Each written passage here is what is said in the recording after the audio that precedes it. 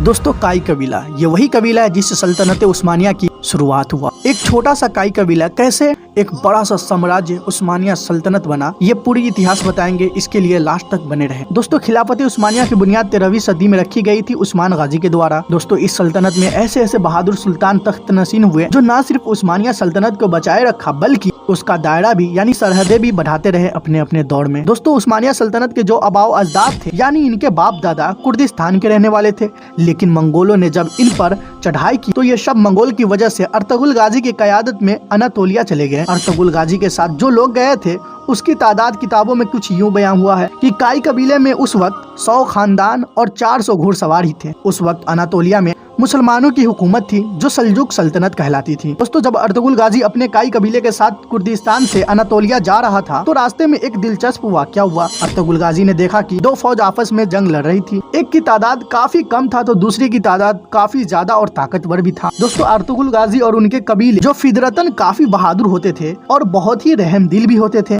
यही वजह है कि अर्तुगरुल गाजी ने कमजोर और कम तादाद वाली फौज का साथ दिया। दोस्तों इत्तेफाक देखिए कि जिस फौज को अर्तुगरुल गाजी ने साथ दिया था वो फौज सल्जुक सल्तनत की थी, लेकिन अर्तुगरुल गाजी को मालूम नहीं था कि ये सल्जुकी फौज है। लिहाजा अर्तुगरुल गाजी ने अपने थोड़े फौज के साथ पूरी ताकत से हमला किया। बड़ी तादाद वाली पूरी फौज भाग खड़ी हुई। भागने वाली फौज समझ रहा था कि सल्जुक को नई फौज मिल गई। यही वजह है कि जो सल्जुकी फौज पहले हार मान चुकी थी वो अर्तुगरुल गाजी के मदद से फतह याब हुई। ये बात सुल्तान अलाउद्दीन को मालूम हुआ तो अर्तुगरुल गाजी के कबीले के लिए अपनी सरहद पे एक जागीरदार अता किया। वहीं पे काई कबीला आबाद हो गया। दोस्तों सल्जुक सल्तनत के सुल्तान को यानी सुल्तान अलाउद्दीन को भी एक वफादार दोस्त मिल गया था। दोस्तों ये सारी रिपोर्ट कैसी लगी कमेंट में जरूर बताएं। शुक्रिया।